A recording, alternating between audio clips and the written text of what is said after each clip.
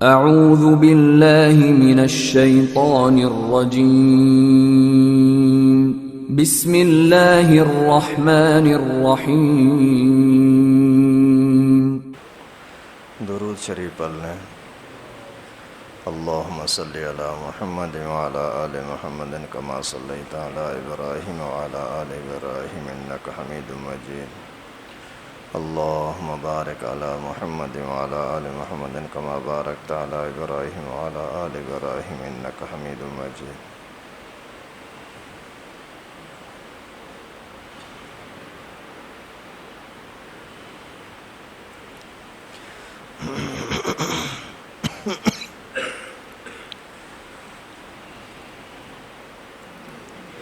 حکایات صحابہ میں سے ہے حضرت عمر رضی اللہ تعالیٰ عنہ کا اپنی بیوی کو زچگی میں لے جانا۔ امیر المومنین حضرت عمر رضی اللہ تعالیٰ عنہ اپنے خلافت کے زمانے میں بسا اوقات رات کو چوکیدارے کے طور پر شہر کی حفاظت بھی کیا کرتے تھے۔ ایک مرتبہ اسی حالت میں ایک میدان میں گزر ہوا، دیکھا کہ ایک خیمہ بالوں کا بنا ہوا ہے جو پہلے وہاں نہیں تھا، یعنی عارضی تھا۔ اس کے قریب پہنچے تو دیکھا ایک صاحب وہاں بیٹھے ہوئے ہیں اور خیمے سے کچھ کراہنے کی، درد وغیرہ کے وجہ سے رونے کی آوازیں آ رہی ہیں۔ سلام کر کے اس صاحب کے پاس بیٹھ گئے اور دریافت کیا کہ تم کون ہو؟ انہوں نے کہا کہ ایک مسافر ہوں، جنگل کا رہنے والا ہوں، امیر المومنین کے سامنے کچھ اپنی ضرورت پیش کر کے مدد چاہنے کے واسطے آیا ہوں، یعنی ابھی جا رہا ہوں امیر المومنین کے پاس۔ دریافت فرمایا کہ یہ خیمے میں سے آواز کس چیز کی آ رہی ہے؟ اس نے کہا کہ میاں جاؤ اپنا کام کرو۔ آپ نے فرمایا نہیں بتاؤ تو صحیح، کوئی تکلیف ہے؟ کس چیز کی آواز ہے؟ اس نے کہا کہ عورت کی ولادت کا وقت قریب ہے، درد ذہ ہو رہا ہے۔ آپ رضی اللہ تعالیٰ عنہ نے فرمایا کہ کوئی دوسری عورت بھی پاس ہے؟ انہوں نے کہا کوئی نہیں ہے۔ آپ حضرت امیر المومنین حضرت عمر رضی اللہ تعالیٰ عنہ وہاں سے اٹھے، اپنے گھر تشریف لے گئے۔ اپنے بیوی ام کلثوم مانا حضرت علی رضی اللہ تعالیٰ عنہ کی بیٹی سے فرمایا کہ ایک بڑے ثواب کی چیز مقدر سے تمہارے لیے آئی ہے۔ انہوں نے پوچھا کیا ہے؟ آپ نے فرمایا ایک گاؤں کے رہنے والی بیچاری تنہا عورت ہے، اس کو درد ذہ ہے، ولادت کا درد ہے، بچہ جننے کا۔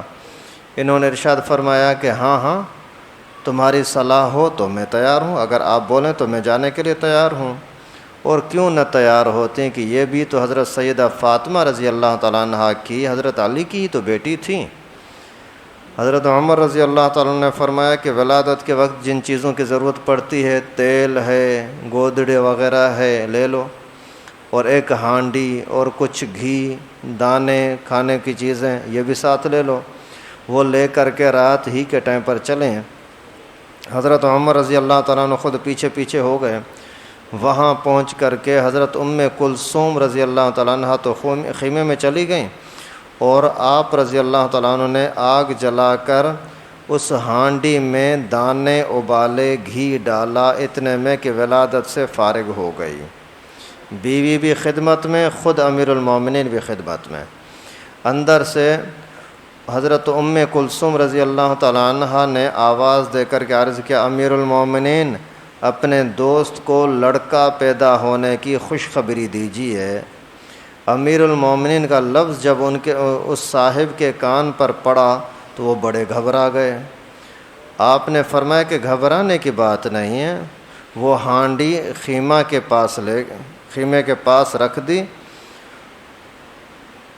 کہ اس عورت کو بھی کچھ کھلا دیں۔ حضرت ام کلثوم رضی اللہ تعالیٰ عنہ نے اس کو کھلایا، اس کے بعد ہانڈی باہر دے دی۔ حضرت عمر رضی اللہ تعالیٰ عنہ نے اس بدو سے کہا کہ لو تم بھی کھاؤ، رات بھر تمہاری جاگنے میں گزر گئی ہے۔ اس کے بعد اہلیہ کو ساتھ لے کر کے اپنے گھر تشریف لے آئے اور ان صاحب سے فرمایا کہ کل آنا، تمہارے لیے کچھ نہ کچھ انتظام کر دیا جائے گا۔ فائدہ ہمارے زمانے کا کوئی بادشاہ یا رئیس نہیں، کوئی معمولی حیثیت کا مالدار بھی ایسا ہے جو غریب کی ضرورت میں مسافر کی مدد کے واسطے اس طرح بیوی کو رات کو جنگل میں لے جائے اور خود اپنے آپ چولہا دھونک کر کے خود پکائے۔ مالدار کو چھوڑیے، کوئی دیندار بھی ایسا کرتا ہے؟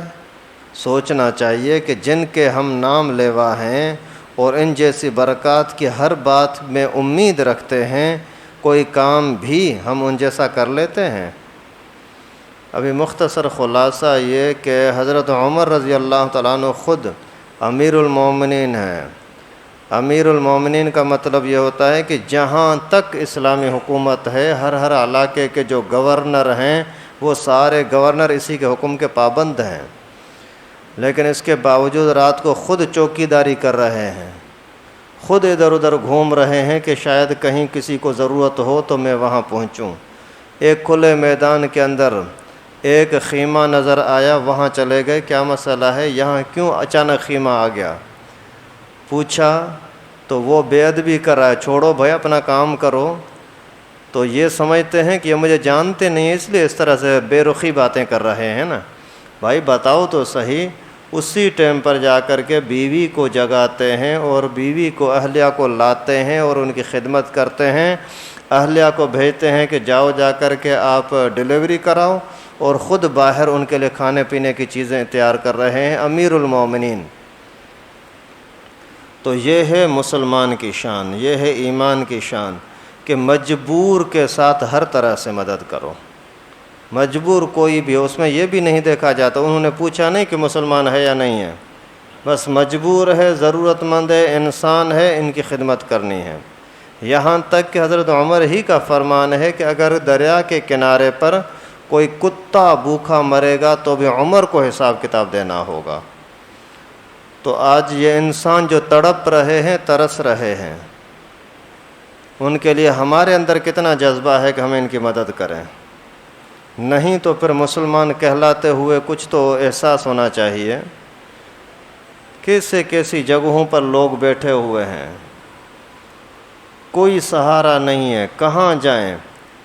آج بھی یہ باتیں آئی ہیں کہ پانی بڑھ رہا ہے، جن بیچاروں کے پاس کرایہ نہیں تھا کہ گھر کو چھوڑ کر کے باہر جا سکیں، وہ اسی ہی گھروں کے اندر پڑے ہوئے تھے۔ خیر پانی ہر طرف سے گھیرا ہوا ہے، اسی پانی میں سے سانپ بھی نکل رہے ہیں، اور اس کے باوجود ادھر ادھر جا نہیں رہے تھے کہ کہاں جائیں گے۔ اگر کسی دور جاتے ہیں تو کرایہ نہیں ہے، اگر قریب کسی خشکی پر جاتے ہیں تو پہلے سے بہت سارے لوگ بیٹھے ہوئے ہیں۔ وہاں مردوں کے سامنے اپنی عورتوں کو، باپردہ عورتوں کو کیسے لے جائیں؟ وہاں کھانے پینے کا کیا ہوگا؟ وہاں جا کر کے پیشاب پاخانے کا کیا ہوگا؟ اپنے دل پر ہاتھ رکھیں، وہ بھی ہمارے مسلمان بھائی ہیں بھائی، وہ بھی کوئی یہ عام بھکاری نہیں ہے، عام کوئی اس طریقے سے آوارہ قسم کے لوگ نہیں ہیں، حالات کی وجہ سے مجبور ہوئے۔ ان کے لیے ہم کتنا احساس کرتے ہیں۔ اللہ تعالیٰ ان کے حال پر رحم فرمائے۔ تو مسلمان کی شان یہ ہے کہ درد ہونا چاہیے، سارے مسلمان ایک جسم کی طرح ہیں۔ احسن کما احسن اللہ الیک، اللہ تعالیٰ نے تمہارے ساتھ بھلا کیا ہے تو اللہ کی مخلوق کے لیے بھلا کرو، نہیں تو یہی چیز چھینی جا سکتی ہے۔ اللہ تعالیٰ کے سامنے کوئی مشکل نہیں ہے۔ اللہ تعالیٰ ہمارے حال پر رحم فرمائے۔ اللہ اکبر۔ فضائل قرآن میں سے حضرت ابن عمر کی روایت قال رسول اللہ صلی اللہ علیہ وسلم ان هذه القلوب تصدع كما يصدع الحديد اذا اصابه الماء قيل يا رسول الله وما جلاؤها قال كثرة ذکر الموت وتلاوة القرآن۔ ابن عمر کہتے ہیں کہ رسول اللہ صلی اللہ علیہ وسلم نے فرمایا کہ دلوں کو بھی زنگ لگ جاتا ہے جیسا کہ لوہے کو پانی لگنے سے زنگ لگ جاتا ہے۔ پوچھا گیا کہ حضرت اس کی صفائی کی کیا صورت ہے؟ تو آپ صلی اللہ علیہ وسلم نے فرمایا موت کو اکثر یاد کرنا اور قرآن پاک کی تلاوت کرنا۔ یہ دو چیزیں ایسی ہیں جو دل کے میل کو، دل کے زنگ کو ہٹانے والے ہیں۔ ایک یہ کہ موت کو یاد کرو گے نا تو از خود بے اختیار دل کے یعنی گہرائی سے آپ کی زبان سے آواز نکلے گی یا اللہ معاف کرنا. تو یہ جو معافی کی بات ہے نا اس کی وجہ سے دل دھل جاتا ہے. موت کو یاد کیا کرو. دل کی صفائی کا بہترین ذریعہ ہے موت کو یاد کریں. اگر کوئی بندہ ایسے ہی باتوں کے اندر بول دے نا یار تیری طرف سانپ آ رہا ہے تو کس طریقے سے یعنی ایک دل کے اندر سے آواز نہیں یا اللہ بچا یا اللہ رحم کر یا اللہ میں بچ جاؤں. تو اسی طریقے سے جب موت کا یقین ہوگا موت کا ذکر آئے گا تو از خود آپ کے دل سے اللہ نکل جائے, اللہ کی آواز آئے گی اور اللہ سے معافی کی طلب ہوگی تو اللہ کی طرف سے رحمت بھی آئے گی. دوسری چیز قرآن پاک کی تلاوت کرنا. قرآن پاک کی تلاوت بہت بڑی عظیم عبادت ہے اگر آداب کے ساتھ کیا جائے. آداب کے ساتھ ایسے نہ من کر کے جان چھڑانا, بے ادبی کرنا. جیسے حدیث شریف میں آتا ہے کہ نماز اللہ اور بندے کی آپس میں ملاقات ہوتی ہے. نماز کیا ہے؟ اللہ تعالیٰ کے ساتھ ملاقات ہے. ایک ایک آیت بندہ پڑھتا جاتا ہے, اللہ تعالیٰ اس پر جواب دیتے جاتے ہیں. الحمدللہ رب العالمین, بندے نے یہ پڑھا تو اللہ تعالیٰ فرماتے ہیں حمدنی عبدی, بندے نے میری تعریف کی. اس طرح سے ہر آیت پر یعنی قرآن پڑھنا اللہ تعالیٰ کو سنانا ہے. اور جب ہم من کر کے اور ایسے کھینچتے جائیں کہ خود ہی نہیں سمجھ رہے تو یہ ثواب کا حقدار نہیں, گناہ کا حقدار بنے گا کہ اللہ تعالیٰ کے سامنے اللہ تعالیٰ کی بے ادبی کر رہا ہے. حضرت مولانا منظور مینگل صاحب نے ایک اسی پر ایک یعنی سمجھانے کے لیے فرمایا کہ یہ بڑی بے ادبی ہے کہ قرآن کو ایسی جلد بازی سے پڑھو کہ حروف صحیح ادا نہ ہو اور جلدی کر کے جان چھڑاؤ.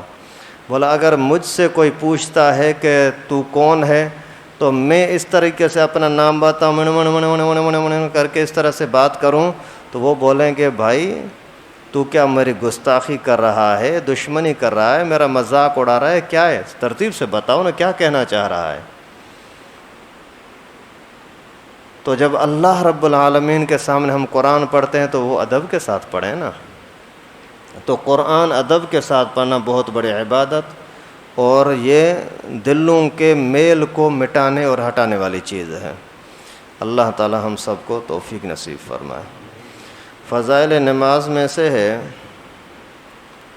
حضرت مسروق رحمۃ اللہ علیہ ایک محدث ہیں, ان کی بیوی کہتی ہیں کہ وہ یعنی مسروق رحمۃ اللہ علیہ نمازیں اتنی لمبی پڑھا کرتے تھے کہ ان کی پنڈلیوں پر ہمیشہ اس کی وجہ سے ورم ہوتا تھا, سوج جاتی تھیں پنڈلیاں. اتنا لمبا کھڑے رہے تو کھڑے رہے, گھنٹے گزر گئے. رکوع کیا تو رکوع میں پڑے رہے, کئی یعنی گھنٹے گزر جاتے. اسی طرح سجدہ. اور میں ان کے پیچھے بیٹھی ہوئی ان کے حال پر ترس کھایا کرتی تھی کہ یہ مسروق کب نماز سے فارغ ہوگا, کب سجدہ کرے گا. عام آدمی 2-5 منٹ کے لیے اگر کھڑا ہوتا ہے تو بھاری ہوتا ہے, یہ بیچارہ نماز کے اندر گھنٹوں کے گھنٹے کھڑا ہے. حضرت سعید بن مسیب کے متعلق لکھا ہے کہ 50 سال تک عشاء اور فجر کی نماز ایک ہی وضو سے پڑھی ہے.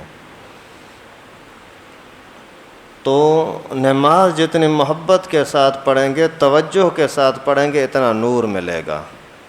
اور جتنی ہی لاپرواہی کے ساتھ اور ویسے ہی ٹھونگے ماریں گے تو پھر اس کی برکتیں بھی تو ایسی ہی ملیں گی. اللہ تعالی ہم سب کو توفیق نصیب فرمائے.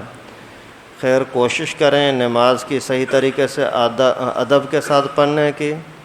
قرآن پاک کی تلاوت ادب کے ساتھ, بھلے تھوڑی ہو اچھی ہو, مناسب طریقے سے ہو.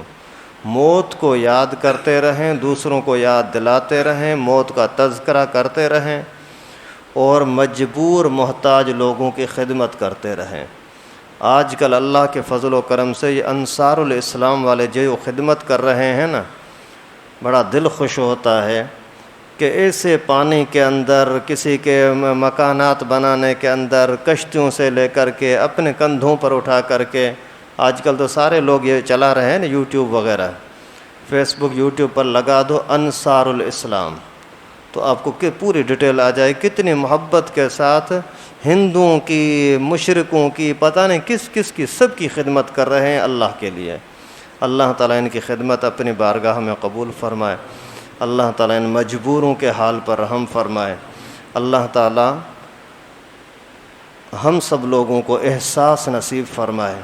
وآخر دعوانا ان الحمدللہ رب العالمین۔ لائک کریں ہمارے چینل کو، سبسکرائب کریں اور بیل آئیکن کو دبانا نہ بھولیں۔